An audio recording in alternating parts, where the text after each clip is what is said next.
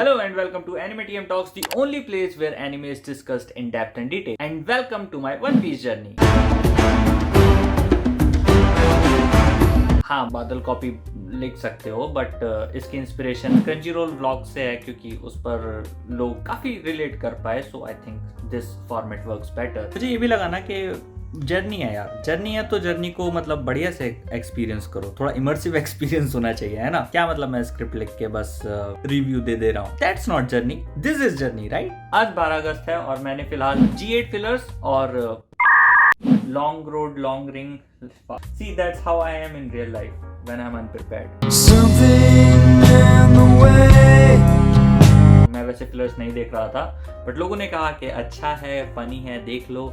And I realise के लोगों पे भरोसा आपसे नहीं करना है. देखो, फनी होगा ठीक है, but I think One Piece comedy is not for me, और मे बी इट्स डेटेड. मैं खुद अनफनी हूँ, बट नहीं वर्क करती वो मेरे लिए. I will not watch any fillers from now on. But एक चीज अप्रिशिएट करनी पड़ेगी कि वो फिलर आर्क भी फिलर जैसी फील नहीं हुई. It felt very much like One Piece. मतलब स्काईपिया से तुरंत वो लोग एक मरीन बेस में उतरे, तो वहां से भागने का पूरा जो परस्यूट है वो था एंटरटेनिंग, ठीक है. But if it's not part of the story I don't care, quite frankly. And इसके बाद जो आर्क है लॉन्ग रिंग लॉन्ग लैंड, वो कैनन है but it feels like filler. And ये आर्क एक स्पोर्ट्स इवेंट की तरह है, जैसे MHA में स्कूल इवेंट्स होते हैं, चैलेंजेस, गेम्स, उस तरह का. मैं दोनों शोज को कंपेयर नहीं कर रहा हूँ, ठीक है, डोंट गेट ऑफेंडेड. अब वैसे तो फन एंड गेम्स है, तो मैं इसको लाइटली एंजॉय कर रहा था. एक्चुअली मुझे मजा तो आया, बट एक चीज मुझे अनॉय कर रही थी कि जब सामने वाली पार्टी तुमको चीटिंग करके हरा रही है, तो तुम क्यों नहीं कर रहे हो. थोड़ा नाम ही थी जिसने बैलेंस करने का ट्राई किया, वरना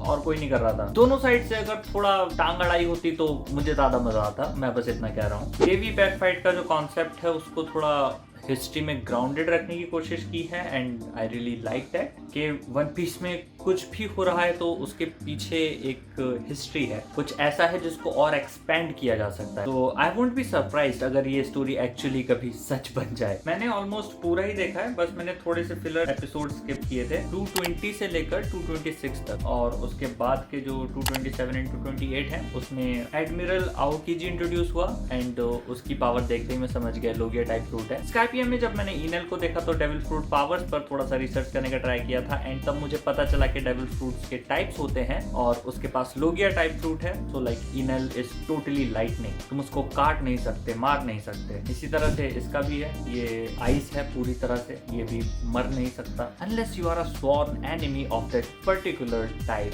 ऑफ पावर. खैर ये तो जो है सो है. इसके बाद हमें वाटर 7, एनीस लॉबी और Thriller Bark back to back देखने मिलने वाली हैं. 3 आर्क जिनके बारे में मैंने बहुत सुना है, एंड एडमिरल ने नीको रॉबिन को भी थोड़ा सा परेशान कर दिया है, तो वाटर 7 में आई थिंक उस पर फोकस रहेगा. May be she will finally move on from her past, and वो स्ट्रॉ हैट्स को एज फ्रेंड्स फाइनली एक्सेप्ट कर लेगी, और नॉट सेपरेट तो नहीं हो जाएगी. मैं कल से वाटर 7 देखूंगा, 1-2 दिन में इसको जल्दी से देखकर I will write a script.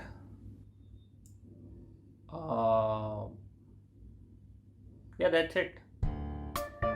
इसके बाद मैंने वाटर 7 देखा थोड़ा leisurely, but how the fuck did it take me 5 days to finish it. हाँ, बीच में और भी चीजें थी, बट इतना टाइम नहीं लगना चाहिए था यार. फिलहाल मैंने इसको देख के खत्म कर लिया है. So how was it? शुरू से शुरू करते हैं. तो स्टार्ट ये बाकी आर्क्स की तरह ही होता है. अराबास्ता और स्काईपिया वाला ही फॉर्मूला है. क्रू नए आइलैंड पर पहुंचता है और सब लोग मौज मस्ती करने इधर उधर निकल जाते हैं, सेपरेट हो जाते हैं, अलग अलग लफड़ों में इन्वॉल्व हो जाते हैं. इसलिए पहले इविल प्लॉटर्स उनको बुरी तरह से हरा देते हैं, और फिर वही लास्ट में सब आकर साथ में लड़ेंगे और जीत जाएंगे. बेसिक स्ट्रक्चर यही है. बट अगर मैं बात करूं डिटेल्स की, तो ये वाली आर्क मुझे बाकियों से बेटर फील हुई. क्योंकि देखो, अराबास्ता से स्ट्रॉ हैट्स का कोई लेना देना नहीं था. वो चाहते तो अपने रास्ते निकल सकते थे, पर वो खुद इन्वॉल्व हुए. स्काईपिया में भी वो अपनी मर्जी से गए. वहां पर हो रहे इवेंट से उनका कोई पर्सनली लेना देना नहीं था, बट वो खुद इन्वॉल्व हुए या फिर घसीट लिए गए. सो स्टेक्स नेवर फेल्ट पर्सनल. लेकिन इस आर्क में वो प्लॉट का इंटीग्रल पार्ट है, तो जेन्युइनली मेरा इंटरेस्ट बहुत बढ़ गया था. यहाँ पर विलन कोई पावर हंग्री साइकोपैथ नहीं है जिसको पावर या फिर पैसे की भूख है, बट वर्ल्ड गवर्नमेंट का खुद का एक डार्क सेगमेंट है जो चाहता है कि इससे पहले कोई और मास डिस्ट्रक्शन वाले एक वेपन पर अपना हाथ जमा ले, हम ही जमा लेते हैं in the name of defence and peace, और इससे वो पायरेट एरा को भी खत्म कर पाएंगे। तो गवर्नमेंट लगी हुई है इसको किसी भी हाल में हथियाने में, जिसके लिए उन्होंने साइफर पोल नाम से एक यूनिट बनाई है जिसके पास स्पेशल प्रिविलेजेस हैं। They are like special secret units जो बॉर्डर लाइन इलीगल या फिर हाथ गंदे करने वाले काम करती हैं। इसमें से ही एक यूनिट है साइफर पोल 9 या फिर CP9, जिसको एंशिएंट मास डिस्ट्रक्शन वाले वेपन प्लूटॉन या फिर उसका इक्वली पावरफुल काउंटर जिसको एक great shipwright and engineer Tom ने बनाया था, उनमें से एटलीस्ट एक चीज एक्वायर करने का टास्क दिया गया है, और दोनों ही मिल जाएं तो और भी बढ़िया। अब ये सब वाटर 7 पर ऑलरेडी चल रहा है 4-5 सालों से या फिर शायद उससे भी पहले से, लेकिन जब रॉबिन स्ट्रॉ हैट्स के साथ वाटर 7 पहुंचती है तो CP9 यूनिट जो वहां पर डिप्लॉयड थी उनको एक वजह मिल जाती है चीजों को फास्ट फॉरवर्ड करने की। सो टॉम के 2 डिसाइपल्स थे, आइसबर्ग एंड कटी फ्लैम, जिनमें से Cutty Flam is supposed to be dead और आइसबर्ग वाटर 7 में एक सक्सेसफुल शिप बिल्डिंग बिजनेस चला रहा है। CP9 एज अंडरकवर एजेंट्स उसके आसपास बहुत क्लोजली काम कर रही है, उसका ट्रस्ट गेन कर रही है और इंफॉर्मेशन कलेक्ट कर रही है ताकि उस वेपन के ब्लूप्रिंट्स तक पहुंच सके, जिसका आइडिया ना तो बिल्कुल आइसबर्ग को है और ना ही ऑडियंस को। जब स्ट्रॉ हैट्स वहां पहुंचते हैं तो वो लोग अपना प्लान ऑफ एक्शन चालू कर देते हैं। आइसबर्ग पर एक डेडली अटैक किया जाता है जिसके लिए स्ट्रॉ हैट्स को फ्रेम कर दिया जाता है क्योंकि CP9 is of the records और वो अपने छाप कहीं पीछे नहीं छोड़ती है। तो स्ट्रॉ हैट्स को एक बकरा बना लिया गया है जिनके ऊपर सारा इल्जाम डाल दिया जाएगा और रॉबिन को अपने अंडर ले लिया है एक डील या थ्रेट के थ्रू। जैसे ये हिंट दिया गया कि गवर्नमेंट इन्वॉल्व है तो मैं ऑलमोस्ट ये समझ ही गया था कि रॉबिन ये सब क्यों कर रही होगी, बट उसके पास्ट के एक सर्टेन इवेंट को जिस तरह से एज ट्रॉमा यूज किया गया है that was a step up. यहाँ पर मुझे सबसे अच्छा यही लगा कि जिन लोगों को इतना ट्रस्टेबल और डिपेंडेबल दिखाया गया है शुरू से ही, जो शिपराइट्स में सबसे स्ट्रॉन्ग एंड बेस्ट हैं, specially the long nose guy, उसका कैरेक्टर डिजाइन ही गुड गाइस टाइप है। जब फाइनली उनका रिवील किया गया it really took me off guard and this is one of those moments when One Piece actually managed to surprise and impress me. And ये पूरी arc ही इतनी grounded and tightly knit है कि जब तुम इसमें पहला कदम रखते हो तभी से सब कुछ बिल्डअप होना शुरू हो जाता है। तुम एकदम से रियलाइज नहीं करते हो बट स्टार्टिंग से ही जो भी मिल रहा है हो रहा है वो सब कुछ इंपॉर्टेंट है। There is a quote in story telling, if you have a rifle hanging on the wall in the first act it should fire in the last act,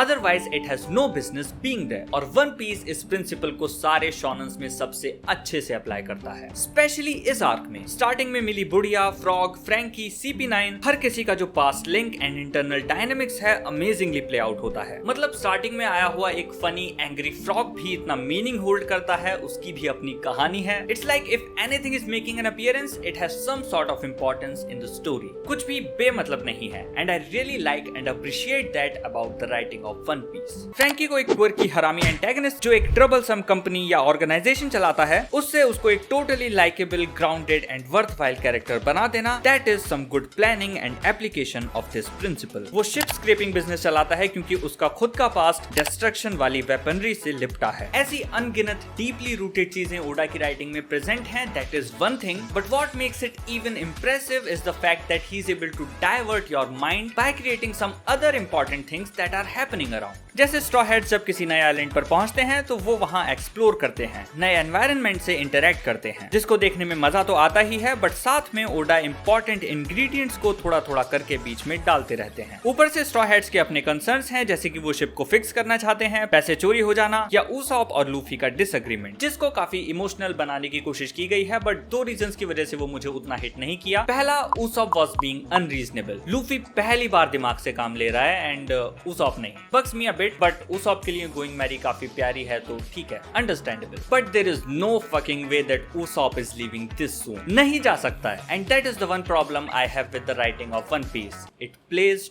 too safe. It being a shonen, not everything is according to my liking or taste. One Piece has its things जो मुझे bother करती हैं, जैसे despite CP9 being so powerful, deadly and cruel, एक अलग ही level का power है, mastery है in some sort of new power system, और उसके ऊपर से एक के पास तो डेविल फ्रूट पावर भी है, पर उसके बावजूद साला एक बंदा नहीं मरा इनसे। ये सेफ प्ले मुझे बहुत bother करता है एंड ऐसी और भी चीजें हैं जो bother करती हैं, pacing being one of them, and यहाँ मैं pacing issue स्टोरी में नहीं बोल रहा हूँ। I think this arc was perfectly paced जब तक बात स्टोरी की हो रही है। इशू है लंबे रीकैप, सॉन्ग्स और लॉन्ग ड्रामेटाइजेशन से जो एपिसोड का काफी बड़ा चंक ऑक्यूपाई कर लेते हैं। Well that's not going to be much of a problem क्योंकि मैंने वन पेस पर शिफ्ट कर दिया है। I hope that's not a crime but कुछ चीजें हैं जो बीइंग अ शोनन स्टिल रहेंगी एंड इट्स फाइन। एक चीज जो वन पीस ने यहाँ काफी अच्छी की है वो है गोइंग मैरी को एक्चुअली टाटा कर देना। Although final emotional goodbye अभी बाकी होगा, but I think it is pretty clear कि वाटर 7 के आगे ये शिप अब कंटिन्यू नहीं कर पाएगी। I hope One Piece will keep improving on things like this और धीरे धीरे करके मुझे और ज्यादा पसंद आने लगेगा। This arc was pretty engaging and serious. वो लोग रॉबिन को उठा के एनीस लॉबी ले गए हैं और इस स्टोरी का अभी ओवरऑल कंक्लूजन बाकी है जो एनीस लॉबी में कंटिन्यू होगा, तो मैं जा रहा हूँ वो देखने। तब तक तुम इस वीडियो को लाइक कर दो। मैं मिलूंगा अगली वीडियो में। सी यू सून,